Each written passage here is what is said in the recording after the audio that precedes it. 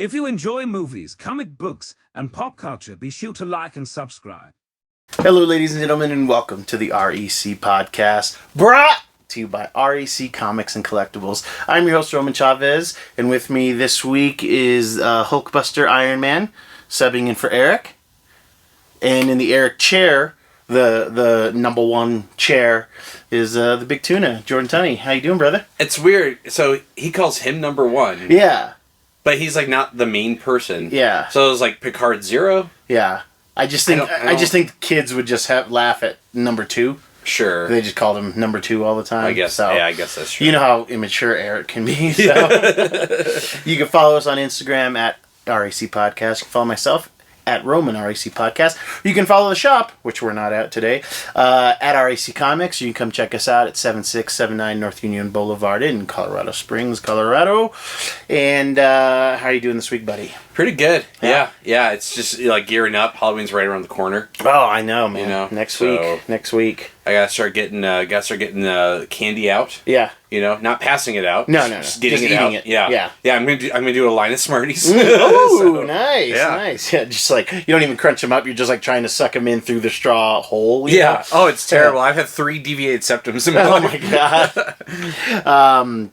I was gonna say I watched The Thing. Yeah. Yeah, John Carpenter's The Thing, the original film. Which isn't the original. It's a remake of a 1950s movie. Really? The Thing from Outer Space. And John Carpenter's The Thing is a remake of it. Which son of a gun. Then got a Universal Pictures prequel. Starring, what's her name? Ramona Flowers. Ramona Flowers, isn't that her name? Ramona Flowers. Scott Pilgrim vs. the World. Oh, Mary Elizabeth Winstead? Yeah. Oh, okay. Yeah. But yeah, it takes place immediately before the events of The Thing. Okay. What were your thoughts on the, the 1980s, like, Kurt Russell, like, shampoo fest with the beard and the hair? Oh, man, like, he was beautiful. Yeah. He was beautiful. He looked like the, like he hadn't become the deranged guy who lived out in the woods. You know, that's like, hey man, he still has hope. He still has hope. Yeah. This dude in the woods. But he looked great. The premise is great. I have questions about the old one here in a second. And I watched it with friends of the show, Diamond Duke and Dave Williams and Budget Dave. And Budget Dave. Yeah, you got Diamond Duke. It's like my boy Diamond. All right. Yeah. And it was really cool to. Kind of experience that for the first time and still really enjoy it. I couldn't believe how well, even though, yes, the effects look dated, they still look good. Yeah. Because of the practicality of it. Yeah, I think the areas that have the most dated appearance are the areas like where the gore factor is extreme. Like the creature design is awesome. Yeah. But yeah, when you've got like part of the head attached to this body and like moving around and stuff, that's where it gets a little wonky. But man, like it's still it makes my stomach jump if you see it. Clever way of them like kind of deducing what was going on. Yeah.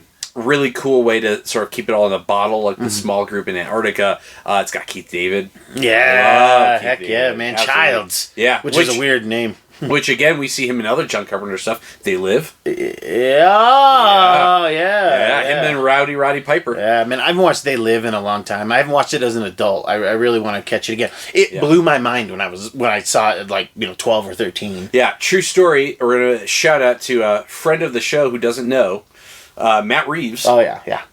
We go back a ways, he and I. Our like 2 social media interactions during Comic-Con one year. Yeah. So yeah, when we were doing the Fanboys and his Let the Right One In remake, Let Me In, had come out, and on our website we had covered the comic book tie-in, and he had given us a shout out liking the post that we had made about it. He had mentioned we were going back and forth on Twitter, like back when people were like on Twitter. It was like 2010, 2011. And he was like, "Oh yeah, how's the con going?" Because I said we're at Comic-Con, and he had made a comment that he was working on kind of a treatment and idea for the story that was the inspiration for They Live. Like a remake with like an Andrew Garfield like character. This whole, commercialism, consumerism, like we're being manipulated, sort of thing. obviously, like, it didn't go anywhere. It could be sitting on a shelf somewhere of his. He's got his hands full with the Batman. Yeah. But yeah, a lot of rich John Carpenter stuff. What did you like the most in the movie, and what are the areas that, like, you maybe feel like aren't really tightened up? Great question. I think what I liked is that it didn't feel hokey. Yeah. That's like a big thing. Like, it didn't feel hokey. You go back to 70s and 80s movies, and there feels like there's a handful of people who are actually, like, really good at acting, that it doesn't feel like it's theater acting. I've been doing this thing with Dave. This is the second year in a row where, like, he'll show me an old horror movie that I haven't really seen. Last year we did Night of the Living Dead, whatever the second one is, and that was super fun. And this year was this. So I was surprised at the caliber, the quality of it, and then. I've only seen it the one time, so I think it'll be more fun on a second view. And I told him I was going to watch it again in my spare time, and I didn't really understand. I thought that the thing was replicating, but he's actually just, like, kind of body jumping, right? Yeah, but then again, like, because they burn that guy outside. Spoilers. Yeah, spoiler. A guy gets burned, but, like, that's not the end of it. Mm-hmm. So, like, it's kind of one of those things where, like, I don't know exactly what the continuity is. Yeah. Of, like, is it, like, one entity that had taken over that person that they killed? Because we see this thing die, but it's, like, not, like, we see the deaths of these things that are, like, infecting them. Yeah. But, like, when's it jumping? Yeah. We don't see what the process really looks like. Yeah. Of the acclimation to. I now, again, I only watched the prequel that was done in theaters. I previewed it when it came out. Part of me feels like they may go a little bit more into that. I want to watch it now because I really enjoy they it. discovered the ship in the ice. You know? And I think that's a cool way to tell the story too, where it's like Carpenter lets you infer the thing. It was very simple. Yeah. It's maybe 10 minutes of screen time.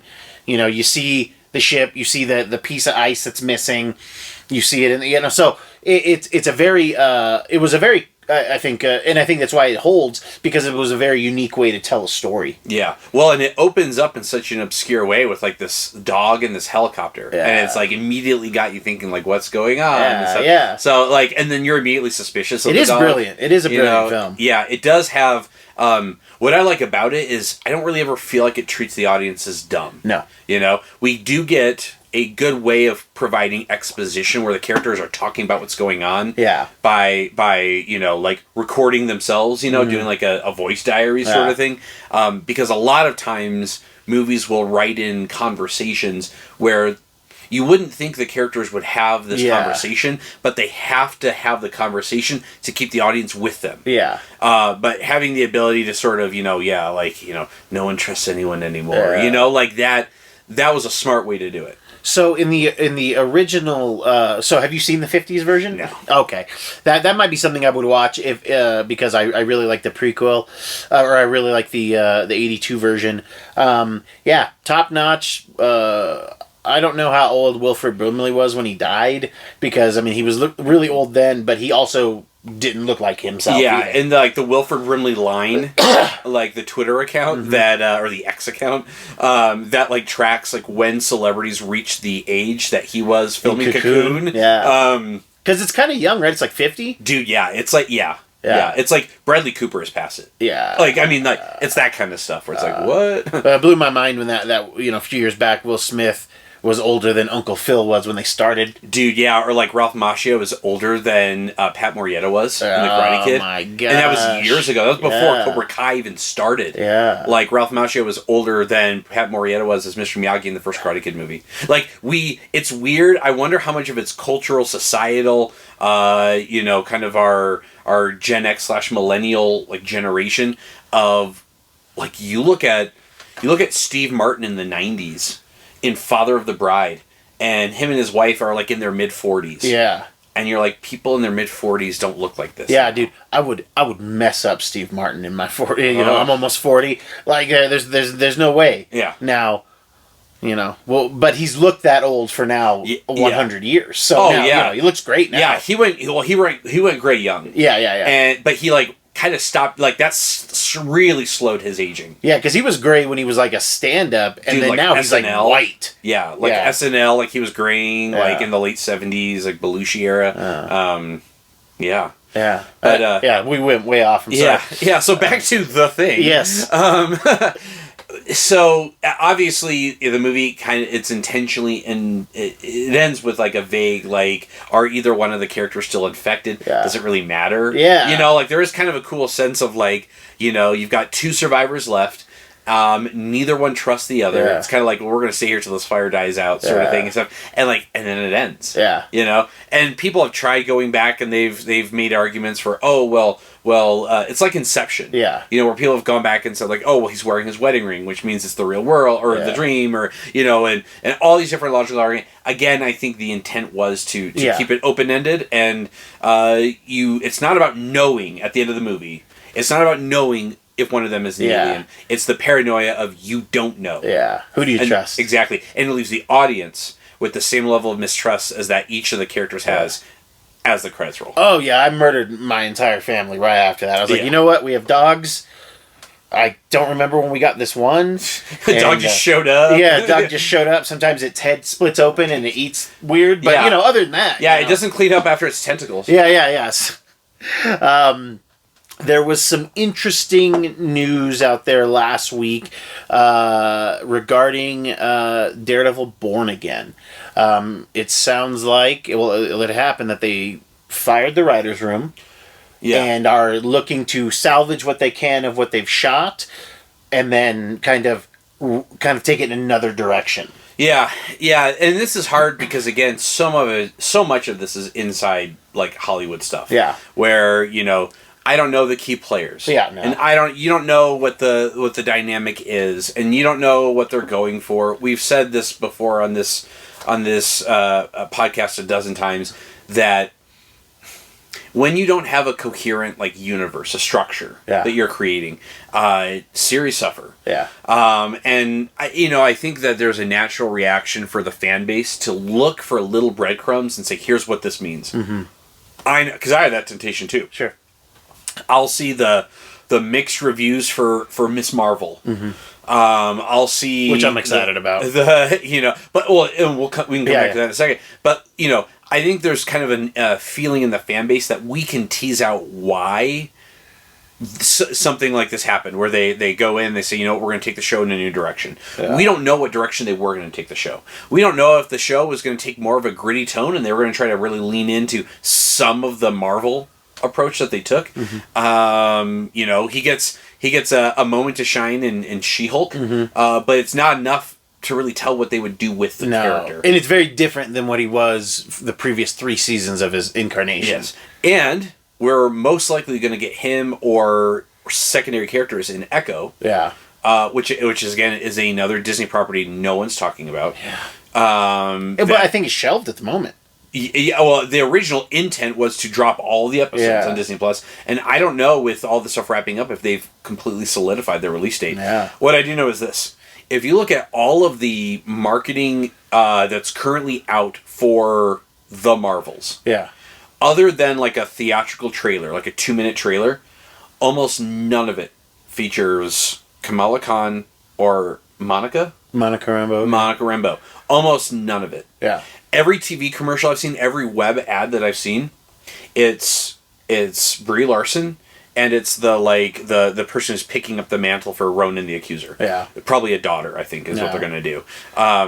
That's like it. Yeah. You'll see shots of Miss Marvel maybe, or, Spectrum, or whatever, but like really in passing. And I wonder if the thought was they were like, there was a TV ad for the Marvels that featured footage from the first Captain Marvel movie and shots of her in Endgame. Yeah. And then it leads into some of the new stuff. And it's like, are they really feeling like they need to remind the MCU base, come see this movie? Yeah. Like letting you know, like, this is a Marvel movie. Yeah. I almost wonder if some of it is a sense of concern of like, what, we need people to like see this as it's a superhero MCU movie. We need people to come to it. Don't see it as a continuation of Miss Marvel. Yeah. Or even a continuation of a character that was in WandaVision. Yeah. Come see this as a continuation of Captain Marvel story. Yeah.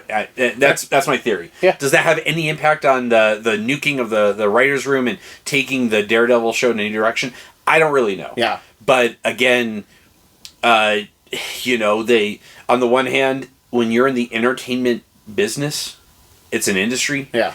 You can tell creative stories, but they have to be creative stories that people buy, that they watch. Mm-hmm. And Disney has taken it on the chin with some of their recent releases. Elemental, it took a while for it to be a box office success. Yeah. And even then, it wasn't a huge success. No. But you look at some of their other releases. I watched it. Lightyear, Strange World. Yeah. I mean, those two movies are fairly they're fairly forgettable. I didn't watch either of them. Yeah. And they were big losses for Disney. The problem, and I want to talk about Elemental because we kind of bagged on it when really only you had seen it. Eric said he saw it, but I'm like, when? Anyway. And I just saw it recently. My kids wanted to watch it with me. They enjoyed it. And yeah, it's fine. Like, I enjoyed it as a story. It's a cool story, but it's not a kid's movie. Like, it's kind of... It's like... The immigrant experience. Yeah, it's really cool to explore It's a really cool story, but it's... in no way is it for kids. It's very strange. It was a strange pull. Yeah. Yeah, it was a morality tale. Yeah. Done in a kid's medium. Yeah. I can say, back to the Daredevil writers' room... at the very least, it kind of feels like it gives me some hope that maybe they're seeing these things and saying, hey, we've got to revamp some stuff. We've got to show our audience we hear you. We're gonna retool some things. That's my hope. I think they've kind of done that with, Eternals. But see, they're not acknowledging anything. This is like the first time we're acknowledging it. Because, Eternals is going to mean nothing, most likely. But we'll see if it plays more into Falcon. Yeah, Captain America. Yeah, are we gonna? Yeah, is it gonna play a role in New World Order? New World Order. Yeah. Is it gonna play a role in Thunderbolts? Yeah. Loki season 2, episode 2 features a poster with the Bollywood actor. Kango shoots. Shoots this. Yeah. Yeah. Oh, okay. Yeah, he's the actor. Oh, yeah. Kumail Nanjiani. Yeah. He's on a poster when they travel to the 1970s. I like Eternals, so let's go. It's one of those things where it's like a little look for. Sure. It's like, oh, yeah, okay. That's fun. But yeah, you introduce these, this massive team that could have a sizable impact on the world that they're written into, and they've been around on Earth longer than any of the longer than Thor. Yeah, has been alive, and yet we don't see them really having any footprint in the MCU. Yeah. I don't know. I mean, I almost wonder. We've said this before. Would have been better as like a miniseries, a Disney Plus series. Gives us kind of an episodic view of each of the elementals. Yeah. Give us a little bit of crossovers. Where this character's story in this episode crosses over with this other character. Sure. A little bit of what Netflix did with Arrested Development. Yeah. When they couldn't get everyone together, so they filmed like in sequence and overlap. Yeah. Like I almost feel like it would have worked better that way. So, Loki Season 2, I have not started it. Were you a big fan of Season 1? I was. Okay. Not until the second half. Okay. The second half is much better. Yeah, the first half was a lot of, like, where are they going with this? Like, And it went nowhere, I thought. It felt like a rudderless ship. It was just sort of drifting with the universe, but not really going in any clear direction. Sure. And then with the stuff with the TVA, with Sylvie, like these people had a prior life and these things, that's really where it started to turn for me. Sure. Season 2 kind of picks up almost immediately after Season 1. Oh, cool. We get a little bit of an expanded look at what they're killing He Who Remains, what that has done to the timeline with all these branching timelines that were being pruned. What happens if you let the tree grow wild becomes a concern. We do get the introduction of Short Round into the MCU. Who's he play? What's his character's name? His character's name is, I want to say it's Ouroboros. It's the... I often use the expression "the snake eats itself" when I talk about like woke people going after other woke people, you know, and it's like the snake's devouring stuff. That's what it is. It's an Ouroboros. It's I don't think it's a mythology thing. It may be an astrology thing, but it's like a snake that's consuming itself. Gotcha. But he's the guy who pretty much invented the technology for the TVA. He's sort of the guy in the workshop, like, oh, this tempad's not working. Oh, let me take a look at it, kind of thing. Really clever, just sort of fun, kind of peppy guy. I mean, like, it totally works for the actor. Great. For sure. Like, Great. I don't feel like another actor could pull off the way he's performing the character. Yeah. But we start to get a little bit in these first few episodes, we start getting a little bit of the time jumping where there's a problem, they've got to solve the problem. It requires them to hunt down some people that went missing after season 1. And then in the most recent episode, in episode 3, we get up to the Victor Timely story. Cool. So we get to see Victor Timely, which was at the end of Ant-Man Wasp Quantumania, right? Yes, yeah. And so now what they show, unless I might be mistaken from my memory of seeing it in theaters, which is the only time I saw the end credits scene in Ant-Man, I think what they did is they showed us, you know, we got to see Loki's face, we got to see Morbius, we got to see Mobius, not Morbius, we got to see Morbius, yeah. Jared Leto's like, no. Yeah, you also called the Eternals the Elementals. The Elementals, but, instead of the Eternals, the fire guy. It's the late here girl. in the war room, or Eric likes to call it the, what does he call it, the catacombs? I can't remember what he says, but go ahead. Yeah, he calls it Ted Kaczynski's shack. Oh, yeah, well, you know, so cool stuff. I think they took out some dialogue from the episode that we don't see in the end credit scene. So there's a little bit of back and forth that takes place. Yeah. But yeah, the explanation of who Victor Timely is, how he's related to Kang. There's some interesting stuff. Yeah, what do you do? There is some interesting stuff. It definitely, season 2 definitely got me hooked faster than season 1 did. Sure. And it'll be interesting to see where they go. It still does not feel like this is leading towards Kang Dynasty Secret Wars. Interesting. But again, now with all these delays that have happened, I mean, that stuff could be, we could be 3 years or more out from some of that. Yeah. So we're not really getting a look at what the MCU looks like with Kang's existence. Yeah. We're just getting some more Tom Hiddleston goodness. Yeah.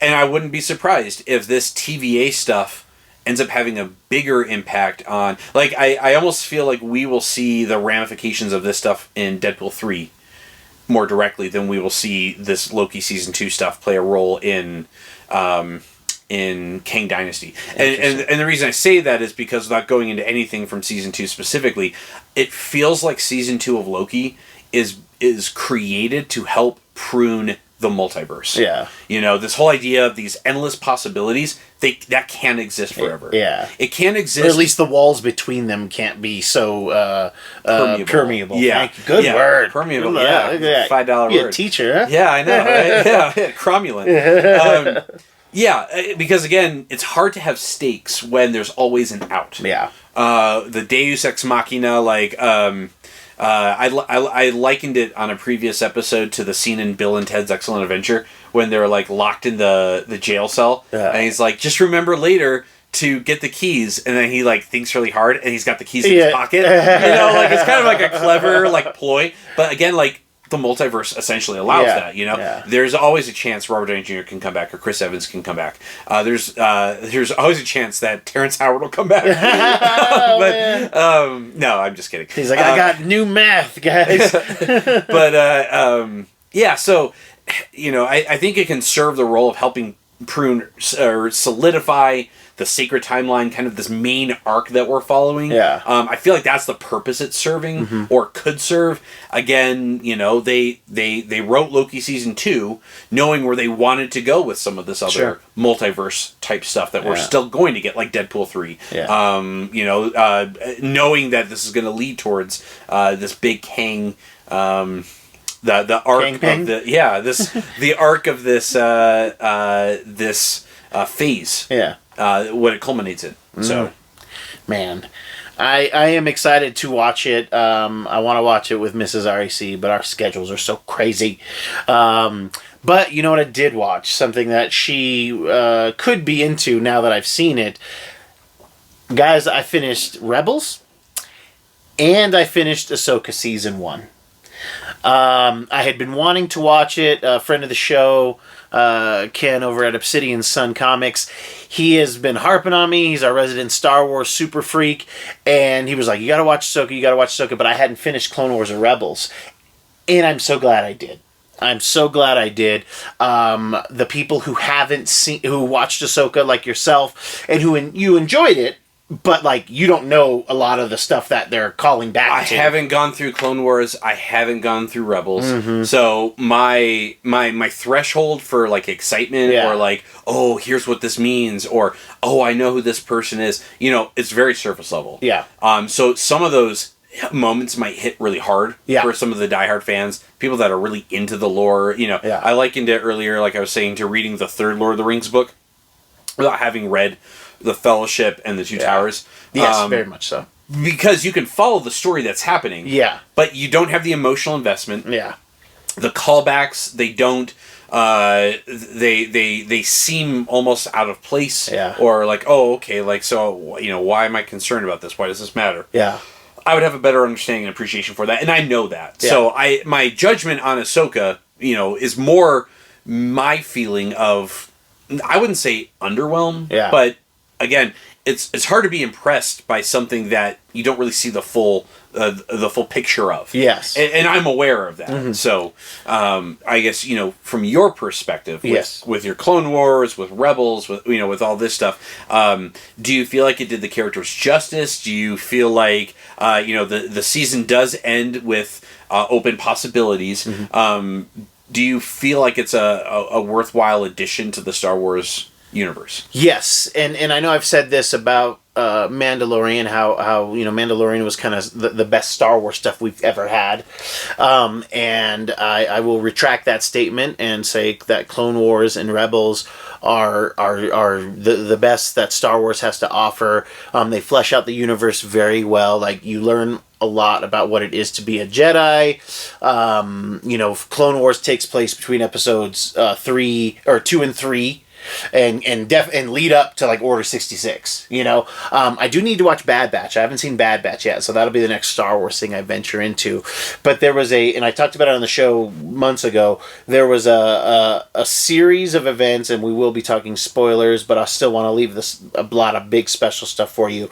There was a series of 3 or 4 episodes in Clone Wars that Anakin, Ahsoka, Obi-Wan get lost on this, like their ship gets like blown through maybe like a wormhole or something like that, but they crash on this planet, and on this planet are the living embodiments of the Force. There is the daughter who represents the light, the son who represents the dark side, and the father who represents the balance.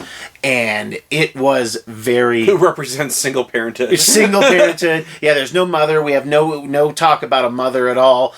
And they're very much like living beings. And they're where the Force comes from, more or less, or at least the Force manifested. Mm-hmm. And it's some really heady stuff, but it's very, very interesting. And again, I'm sorry, guys, spoilers. There's a moment where the son wants off of the world because he says he wants to stop Darth Sidious. Mm-hmm. And he's the dark side. Yes. And he tells Anakin, he like shows him the future, and Anakin sees what could have been. And Anakin chooses to help the son so that he doesn't become Darth Vader. Yeah. So Anakin is shown by the son the future. Okay. His future. Where he is Darth Vader. He sees everything that he does. And he's disgusted with himself and is like, yeah, I will help you to stop this from happening. And it's really, really interesting. So to stop him from becoming Darth... So Anakin sees his future. Yes. He works to stop it. Yes. But he ends up causing it to happen? So the father takes the memory from him because he can't let him go with that. Like, that is the will of the Force. Because Anakin does need to become Darth Vader to then kill the Emperor later.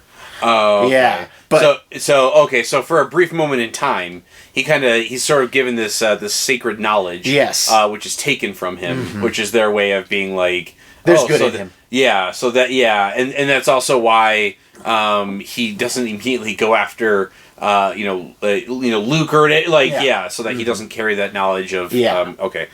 Yeah, and I didn't do it justice, and there's tons of stuff in there because knowing that, I still think it'll be a very good watch because it's written so well.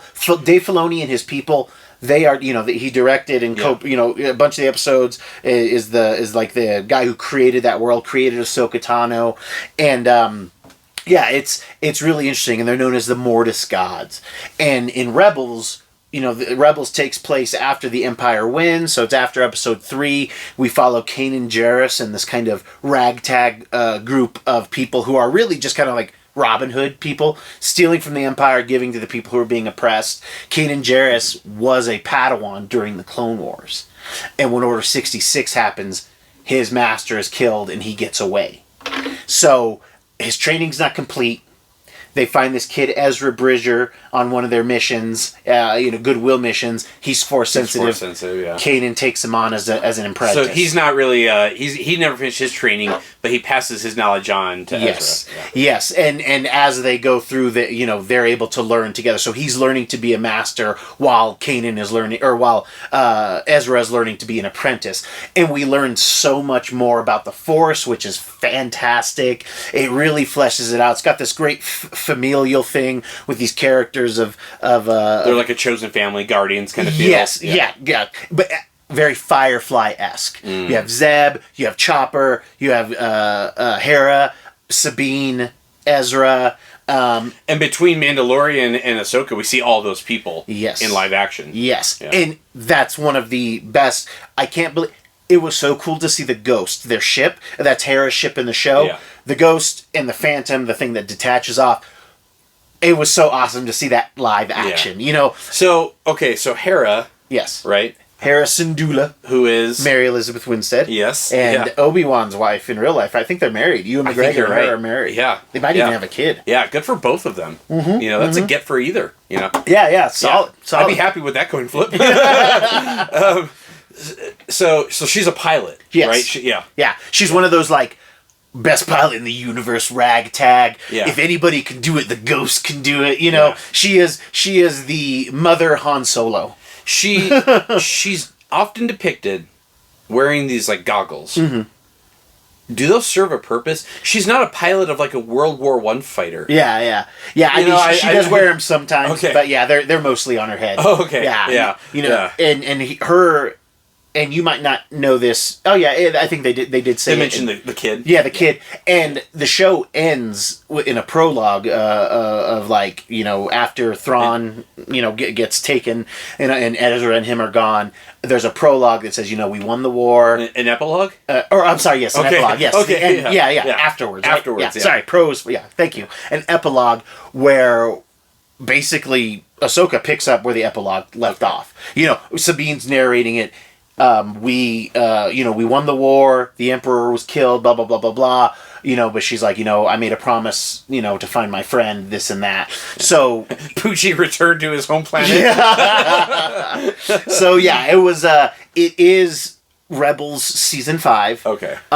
With a lot more Ahsoka, because Ahsoka is in Rebels, and in Season 1, there's this character, Fulcrum, who's giving them information, and it's kind of like this, just symbol, and it turns out the symbol is her, pattern on her head, and she's the one who's helping them and stuff like that. So, if you don't watch that, that area where, spoilers, Ahsoka sees Anakin. Yeah. That is the world between worlds, and that's in season 4 of Ahsoka, or of Rebels. Okay. They explain it because you're just kind of there. They don't really talk about what it is. Yeah. In Ahsoka, but you get more of an explanation of what it is. It has a weird continuity thing in there that's just what is it? A MacGuffin type thing. Oh, okay. But it works, and it really is the basis of this show.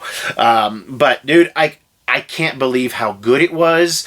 It's too bad they couldn't get all of the voice actors to play the live action versions. Yeah. Because the woman who voices Hera, she could if she wanted to. But you can tell these actors watched the show because they're getting mannerisms. So much so that even Hayden Christensen's portrayal of Anakin Skywalker is very much like it is in Clone Wars. You know, even his voice is different. He sounds a lot more like the voice actor. Interesting. Yeah, it's really like it's made for the people who put in the time, who put in the 6 or 7 seasons of Clone Wars, the 4 seasons of Rebels, and it's a very good payoff. Milkinson, what's his first name? Lars Milkinson. Lars Milkinson was the voice of Thrawn and had such. I mean, they do. He looked awesome. I like the appearance of the coloring. He looks great. In like all of that. Like it's hard. It's hard for certain human actors, you know, with very little prosthetics, but like with the painted skin to look good. Yeah. Because like I never really liked the appearance of even like Drax and Gamora. Yeah. In terms of like the paint on the skin look, but like the Thrawn look, maybe it's the blue, maybe it's like the tone and stuff like that, but like it looked good. It might be fully digital, you know, but it does help. And again, it's great because Thrawn is not very emotional in the... They use Thrawn, I think, as a person who really likes the way that things are written and paced in film and in books and everything like that. Like, Thrawn is very lightly used, but every time he's there, there's no fat on it. There's a moment where he's talking with a counselor. He's always walking with his... with a commander, and they do something that he doesn't want to do, and he grabs him, and he's like, ah! He's like, I'm sorry, that is not what I need you to do. You know, and it's one moment of, like, he loses it. Yeah. And it's over something small. Where, like, you know, you see him in Ahsoka, and he's like, those are acceptable losses. Pull the men back, blah, blah, blah. Yeah, we can afford to, we can lose the battle, win the war. Kind of stuff, yeah. It doesn't matter if Ezra and Sabine die, or if they're left here, kind of thing. Yeah, the end result's the same. Yes. Yeah. And he knows, like, he's not looking for revenge. Right. You know, like, if we can kill him, cool. But if we can just keep him here, great too. I sleep good. Yeah. It's just crazy, again, if you didn't read the Thrawn trilogy in novels, if you didn't read Heir to the Empire in comics, or you didn't watch Rebels, like, you have no idea, like, how important Thrawn is to the Star Wars universe. And it's just crazy that none of the saga films are the worst part of Star Wars, bar none. Except for maybe the Boba Fett Christmas, but the Star Wars Christmas special. The animated thing is terrible. Droids is kind of terrible too. But it's crazy how good characters like Ahsoka from Timothy Zahn, Thrawn from Timothy Zahn, and Ahsoka from Dave Filoni, like, they're such a part of the fabric, and they have so much more airtime. They have so much more story that they've told of these guys than Luke or even Anakin. And I love the parallels between, like, the master and the apprentice, the connections there, the Ahsoka's doubt in herself as, like, her ability to train. Now the big problem for me, spoilers, her training of Sabine Wren, who is a Mandalorian whom has the same midichlorian count that me and you would have. Okay. Like, we all have the Force. So, like, she's, like, kind of like nothing special. She's nothing special. So this is the first time that I know of, now that I think about it, I'm thinking of there's actually some precedent. But let me get this beef out. We shouldn't be able to wield the Force. So, like, maybe too quickly her Force abilities kind of, like, almost like they like, we need someone to do this. Like, oh, well, now she has the ability to. Yeah. Like, that maybe? Yeah, because, like, that has never been implied. Like, there are Force-sensitive people, like the Guardians of the Wills, Chirrut Îmwe, Downey Yen's character. He's Force-sensitive. The kid that moves the broom at the end of episode 8. But that kid would definitely have the Force. Yeah. Whereas Îmwe and the Guardians of the Wills, they can feel the Force, but they can't wield the Force. Sure. They can feel the wind, they can't push things. Yes. The Force will speak to them, but they don't have any of the cool stuff, Yeah. So, like, it's my understanding in this show that she is training her and, like, oh, we can unlock the Force in you, which has never really been talked about. So I don't care for that. The only reason it works is because that girl is doing a great job of depicting Sabine Wren from the show, from the cartoon. The big glaring thing is that Sabine Wren is an explosive expert, and there was not an explosive at all used in this whole thing, and that it's used quite a bit. It's funny. Her art, her art is a big part of it. Like that thing that The mural. that mural. Yeah. Thrawn even collects pieces of it. Like they're on his ship too, because he's like to understand my enemy, this and that. But he's like, I'm actually a big fan of your work. Like he is sincere. And he makes for a very interesting bad guy, as you see. Like, so this was your first experience with Thrawn. Yeah. What did you think of the character? Yeah, I thought it was pretty cool. I did not care for everyone calling him Grand Admiral Thrawn. Yeah. Like, not everyone had to call him, like, Reich Chancellor Hitler. Mm-hmm. Yeah, we kind of get it. Like, I'm sort of done with the title.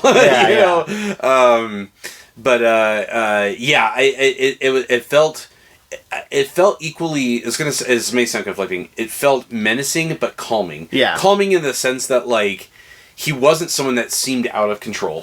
Yeah. I would say that having been given the taste of it, I wish that they would have gotten to him faster in the show. Yeah, because a lot of the show is like build up, and then it's like space whales, you know, and then we're on to the races. And the Purgles is what they are. They are definitely introduced in one of the two shows, but like we learn, it's really cool because like they eat the stuff that they refine to make hyperspace fuel. Okay, so that's why it's like instilled in them. Yeah, so that's how they can travel the hyperspace lanes, and we see them a couple times.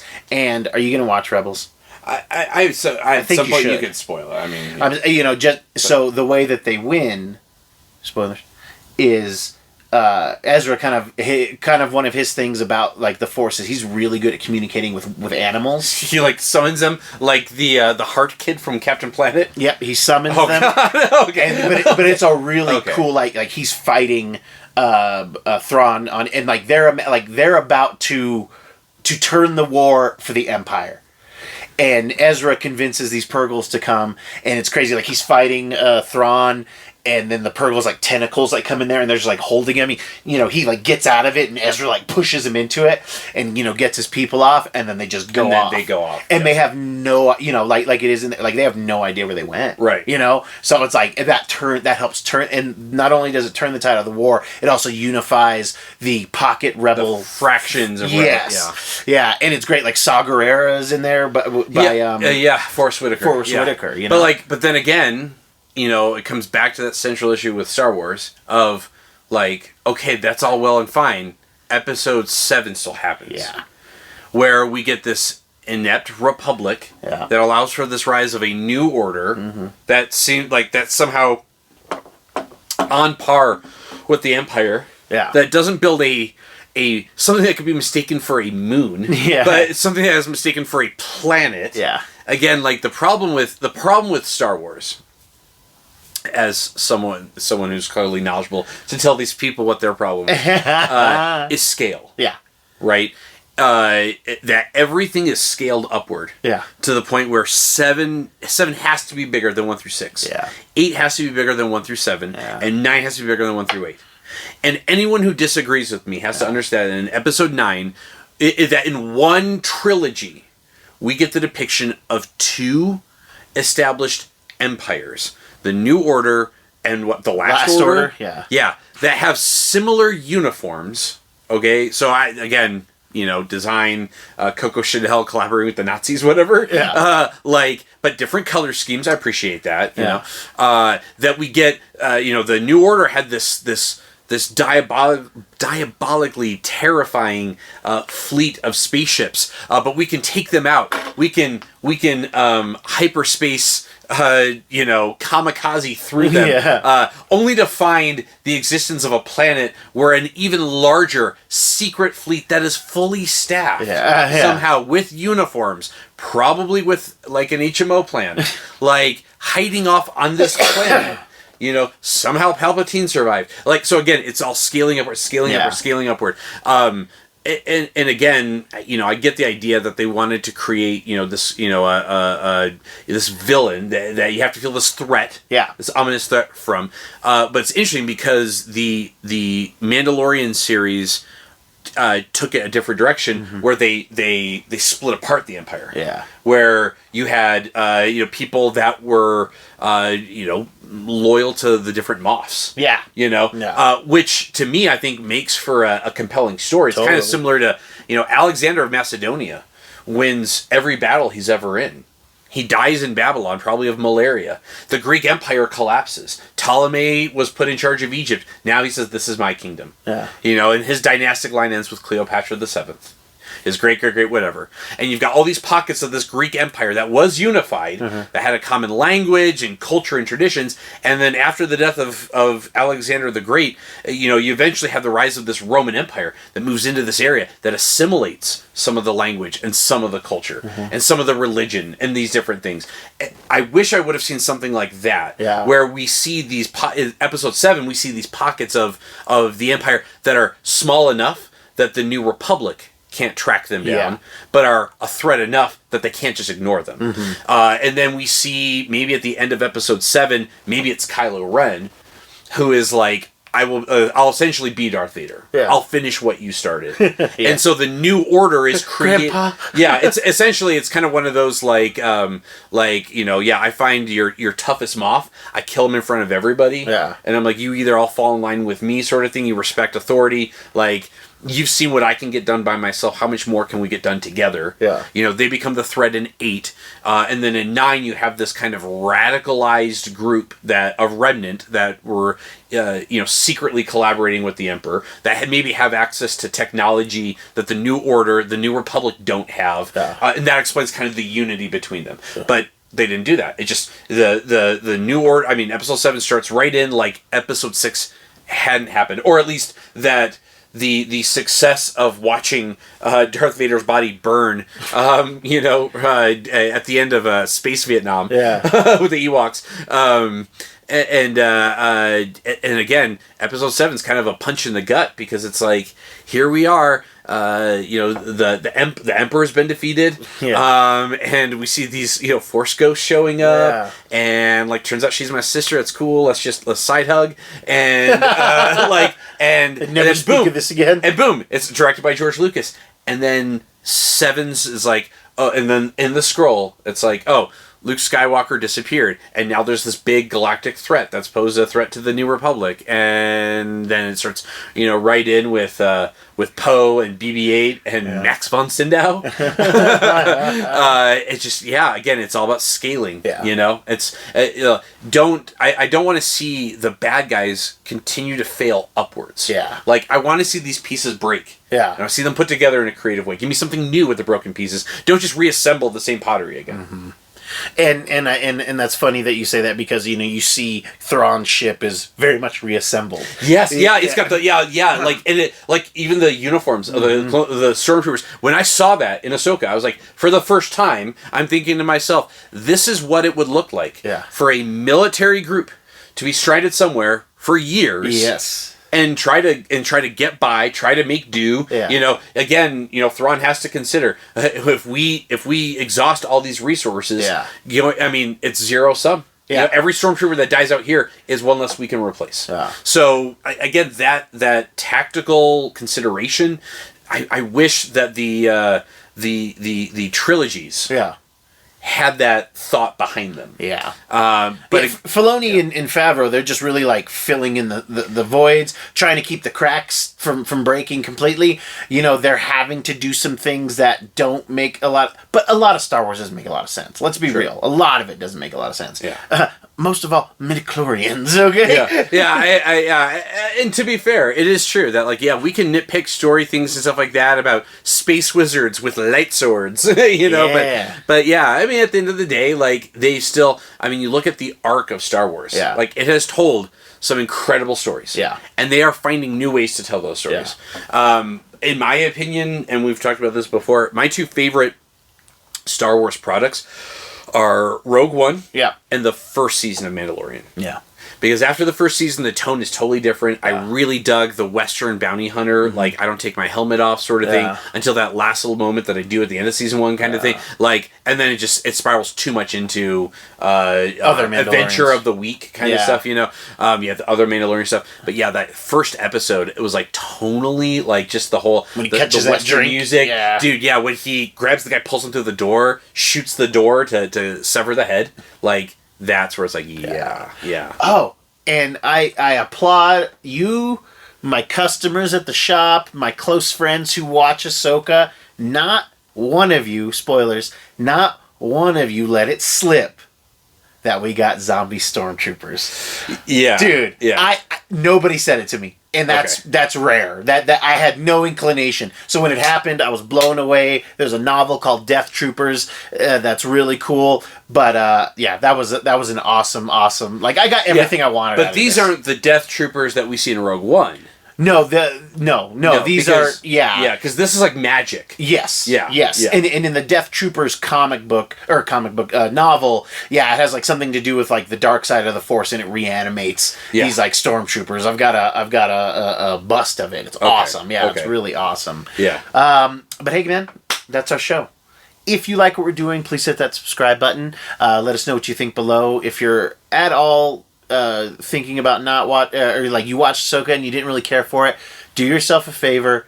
I know it's a lot, but Clone Wars and Rebels are totally worth it. Click that bell to know when we have new content up. And Big Tuna, what's a take you got for me tonight? Dude, the take I'm going to give you, man, is with all the stuff hitting Disney, with all these rehashes and stuff. One thing to go back to and do yourself a favor. Halloween's right around the corner. Go back and check out Werewolf by Night. Oh. It's a fun little one-shot. Disney just re-released it in color. Did you watch it in color yet? I did. It's cooler in black and white. Yeah, it's cooler in black and white because it really gives that universal feel. Yeah. Boris Karloff, totally. like Lon Chaney. I was Lon Chaney's lover. Go back to loving it.